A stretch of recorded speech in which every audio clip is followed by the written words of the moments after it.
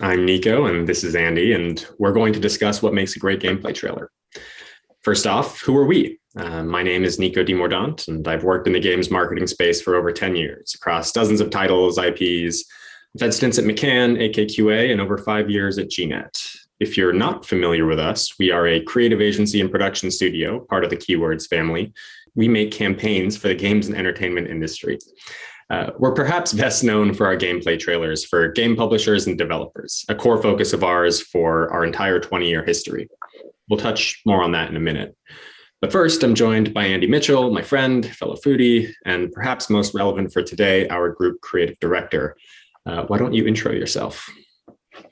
Everyone, like Niko mentioned, I'm Andy Mitchell, Group Creative Director at gnet, and I've worked in the industry for almost a decade now. Time flies. I got my start working in game capture. After that, transitioned into editorial, and luckily I've been able to wear a lot of different hats and essentially see how the sausage gets made on all these wonderful game trailers throughout the years. It's a really complex thing making one of these trailers, and I think just wanted to take a moment to acknowledge that a lot of different people, a lot of different roles are required to make a trailer. And so even though you're hearing from Niko and myself today, just wanted to recognize all the people in post-production, capture, account strategy, production, finishing. So many people contribute to make one of these things successful. So I'm sure we'll get into a little bit of that today. So yeah, we're going to talk about what makes a gameplay trailer great. Now, why specifically are we focusing on the gameplay trailer? There's a lot of components that go into a game marketing campaign, right? There's your live action TV commercials, lifelike CG spots, key art, out of home, social, and of course the gameplay trailer. Out of all of these, the gameplay trailer fulfills a very powerful role. Unlike other marketing assets, the gameplay trailer isn't just marketing. It's that window into the eventual experience that the gamer will have when they play the game. It sets the expectation, which is the cornerstone of any successful campaign. And it's tricky because although fans are seeing footage that they themselves will eventually play, the gameplay that they're going to see in a trailer will also be romanticized, dramatized to a higher degree. And that's a fine line because you don't want to promise an experience that gamers won't have. But this is also your opportunity to begin winning over your player base with something exciting that pulls you in. And because gameplay trailers are so integral, I believe an inordinate amount of attention and effort must go into them. And while we can't hope to cover everything that goes into making a gameplay trailer today, our goal is to highlight a few elements in conversation and in some examples that we believe go a long way towards making a gameplay trailer great. We're based in Hollywood, Los Angeles, California, home of movies, TV shows, cinema. How does something like a cinematic approach affect what we do in gameplay trailers? Yeah, it's especially something that's really come through as we have been working from home for the last year. But something we did beforehand is like finding reference from other mediums, right? Like when you're looking at movies or TV shows, being able to identify shots or things that are successful in other mediums that if you were to do like a one-to-one copy paste, you'd be called derivative, right? But when you put it into a game trailer, when you have to translate something that was shot on film into something shot within a game, it definitely takes on different life. It's like a mashup. You're taking an iconic shot or scene from a movie, recreating it in a game that's actually a completely different genre, and it feels fresh, it feels new. And so that's something that our teams do, I think really well, is just to align on a vision for a shot or a scene. Mm-hmm. We might talk about, for instance, like we want to approach this action scene like John Wick. And obviously that means like longer takes, extreme clarity within the action. And where it gets really fun, really interesting is when you try to accomplish that in gameplay, usually things start to kind of go in different directions and they evolve in real time. And now you have the length and complexity of a shot from something like John Wick, but now you're doing it in Destiny where you have all kinds of crazy aliens and projectile weapons, and it becomes its own thing.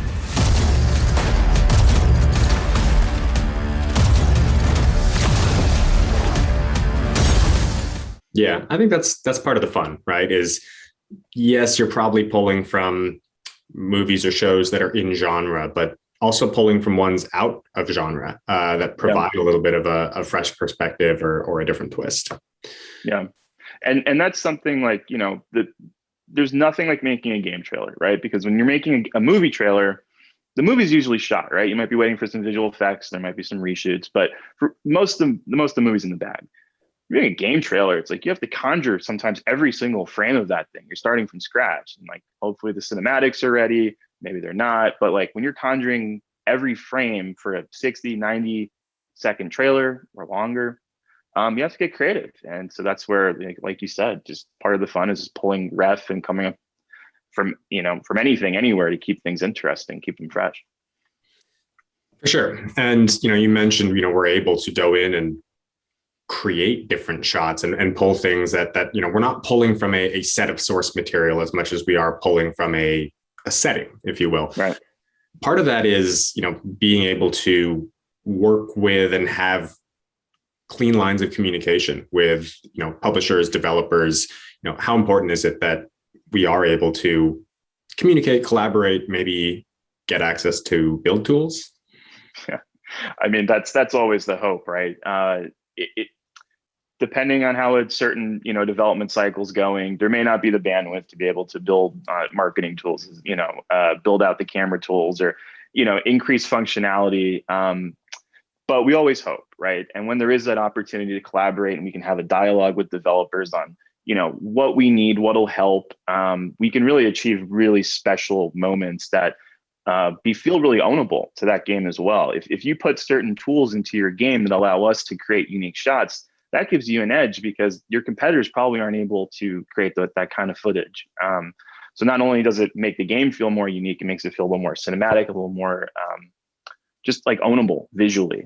In addition to helping us, just be able to rev on stuff faster.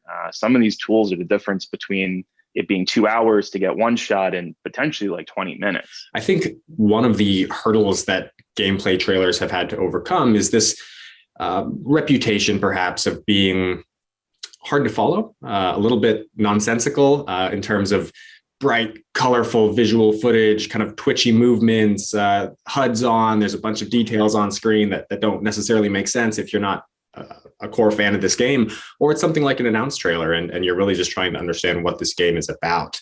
How much have we had to, how do we toe that line, I suppose, of showing the true experience of what it's going to be like to play? I know when I play a game, it certainly doesn't look cinematic, with trying to tell a more nuanced story.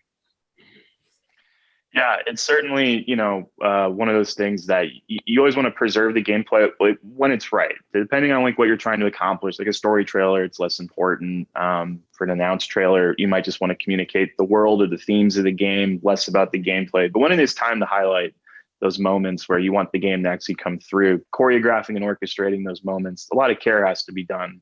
And clarity is just pretty much, the most important part of that. We're always in the edit room saying like, does this make sense? Can this read better?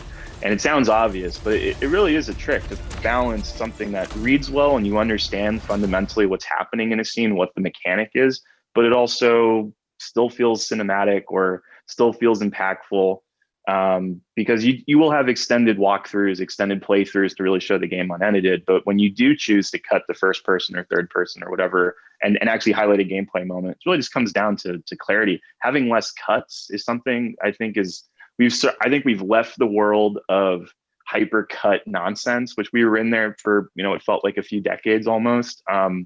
Always like to use that example from Taken 3 of Liam Neeson climbing the fence, and there's like 20 cuts in there, which, whatever, that was a creative choice then. Doesn't really stand up now. This also helps because people are watching on their phones, which is a consideration as well. It's like you're not on a giant movie theater. Most people watch this stuff on, tiny smartphones. So even more important to have your footage read clearly, your editorial choices feel intentional.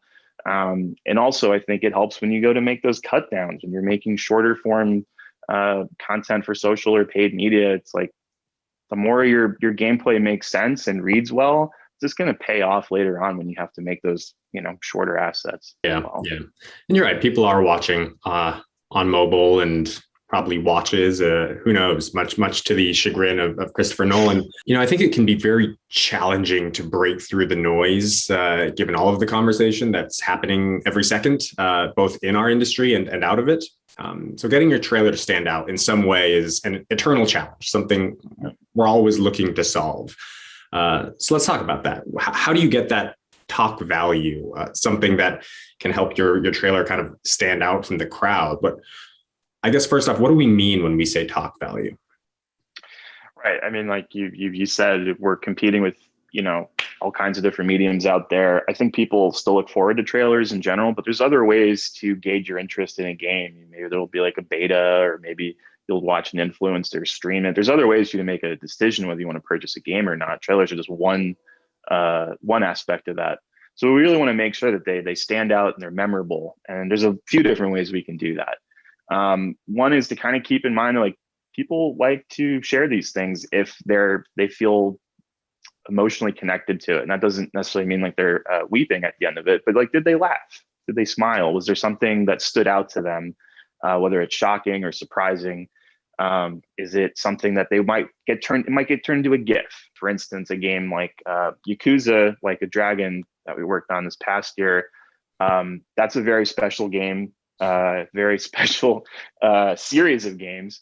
And they wear their heart and their weirdness on their sleeve. And so we went to make that trailer. It was like, let's not shy away from that. Get this man a diaper. Huh? Now, that's when you're fortunate enough to have a game that has something that has that sort of talk value built into it.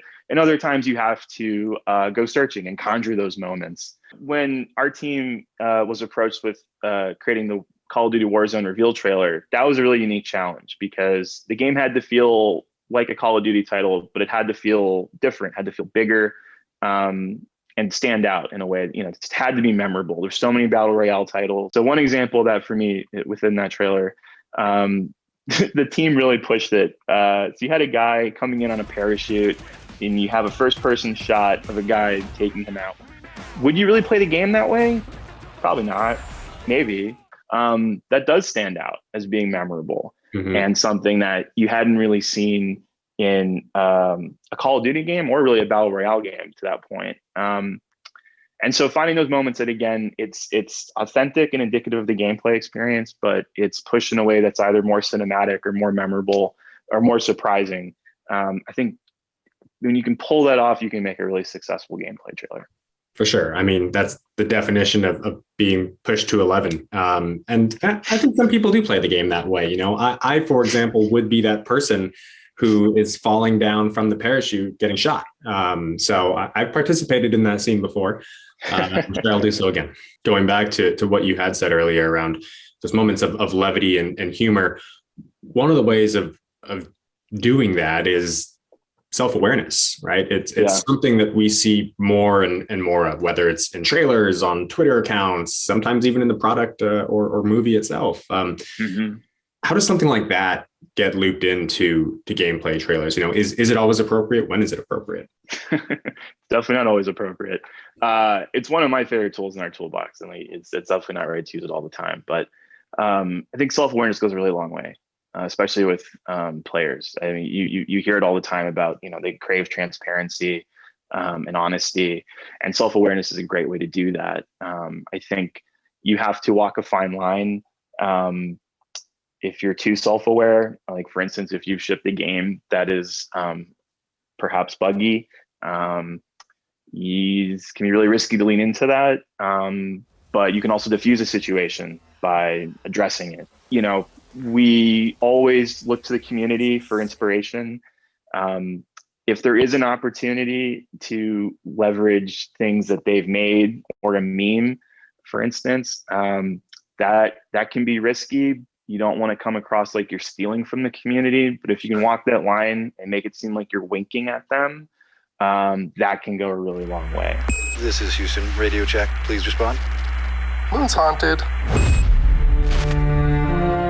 Especially now that we're seeing post-launch trailers, where the game's out, the community's playing it, they're still playing it. Now they're creating even more content. And as you're doing season trailers, for instance, can be a great way to keep the dialogue going with the community by leveraging things that they're talking about, things that they're sharing. That's kind of a newer thing now that so many games have very lengthy post-launch support now, which is great. But you also have to find out how to keep those trailers fresh, right? Because you're making trailers for years past when, we used to. Launch is the beginning these days. Right. Yeah, exactly. Being the end. I mean, I think something like self-awareness also just humanizes you, whether you in this case is a developer, a publisher, a very large publisher. It shows that, despite being a quote unquote corporation, we are still fans at the core, right? We care about this IP. We know what you love and we love it too. I mean, I think about the Bethesda Joins Xbox trailer that came out in early March.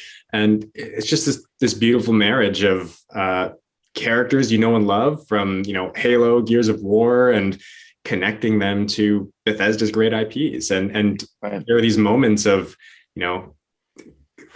bringing in Khajiit Has Wares. I think it's transcended meme, right? It's just become part of gaming culture at this point. But being able to leverage scenes and sequences like that and bring them into, an official trailer, I think that's what gamers want to see a lot of the times. Those are the kinds of things where, whether it's a line of copy or it's a wink to the community like that, just helps make your trailer feel a little more unique and custom tailored to your specific audience as well. Let's shift gears a little bit here. I know we don't want to take up too much time, but I would like to touch a little bit on narrative, right?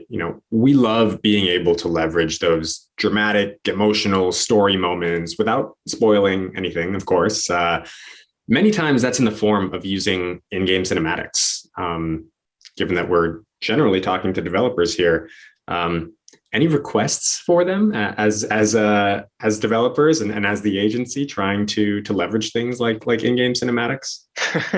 Well, I mean, I think, having clarity early on about what's going to be ready when helps a lot. But beyond just the technical side of things, the storytelling side of things, like you mentioned, just knowing what beats we want to reveal when, what's a spoiler, what's not, and being able to plan ahead for what you're going to reveal throughout the campaign. It's very easy to, on announced trailer, you want to get the best stuff in there. It's very tempting to just give a lot away, but if you're able to hold back and are able to disperse clues or, more narrative bits or mechanical reveals throughout your campaign, it pays off dividends, really. And if your campaign can feel like it's telling a story as well, it'll just feel more cohesive as well. Something we ran into a few years ago, I think on Destiny 2 Forsaken expansion, obviously a beloved character, Cade, was killed off. And they more or less revealed that in a CG trailer from the get-go. But there was a lot of questions surrounding the why and what comes next. Yeah. And so we had the fun job of, once that announcement was dropped in the announced trailer, the CG trailer, exploring that in gameplay and holding back a lot of pivotal moments until finally at launch, we were able to really show that beloved character's final moments and then set the player off on the journey to go hunt down the bad guy who murdered him. That was great because we were able to kind of, hold off the emotional payoff until the exact moment when you want players to feel fired up, ready to get into the game. It's one of my favorites. And, it's an interesting lesson and exercise of what is a spoiler, what do you feel comfortable revealing early versus what you want to leave in the game, in addition to, knowing and prioritizing some of those in-game cinematics, like having that CG trailer ahead of time and knowing like we want to use this in marketing. Let's ensure it's going to be done early enough to do so. Versus, us really wanting to use it and discovering it's all gray box by the time that we need to ship the trailer. Right. Because when we get the scripts, we get the Excel docs, with all the lines like, oh, this sounds awesome. And it's like, no, that's not going to be ready in time. But, for what it's worth, like this whole thing should be a dialogue. In our experience, something that, the publisher developer thinks they're a spoiler, we're coming in kind of cold. Maybe we don't have the full picture. So we're going to put it in our edit. You're going to tell us to take it out that first round. And sometimes we need to, but other times, it should be a little bit more of a discussion, I think, because one of the things an agency can bring is just perspective. Yeah. Something that may have flown on the radar internally, we think is really special. That's cool. We can leverage that. And sometimes things that, may have been considered a spoiler, might be worth revealing sooner than expected. The whole thing can be a dialogue. Yeah, and it should be a two-way dialogue. I mean, ultimately, you know, we've talked about a number of things that go into making gameplay trailers great, right? Whether it's something like talk value or self-awareness, kind of your cinematic approach. But for me, one of the most important things is that trust and dialogue between a developer, you know, or a publisher and an agency, knowing that we are here to help make your game look good, knowing that your job is to make the game. We ultimately just want to show it off and reveal it in a way that makes everyone feel great. You, us, the audience, the gamers themselves, that kind of trust and conversation, collaboration throughout the process is ultimately what's going to land on something that people truly love and want to talk about and ultimately gets them to play. Thanks so much for giving us the opportunity to talk a little bit about something we're just really passionate about, making gameplay trailers. I think Niko alluded to it earlier, but we really are all just huge fans of playing games, collaborating with the people who make and publish games and making these gameplay trailers. And so any opportunity to talk about it, we're excited to do it and really excited to one day soon do this in person. And this could be our last Zoom call. And so what an honor for it to be this one. See you all in 2022. Yeah, perfect.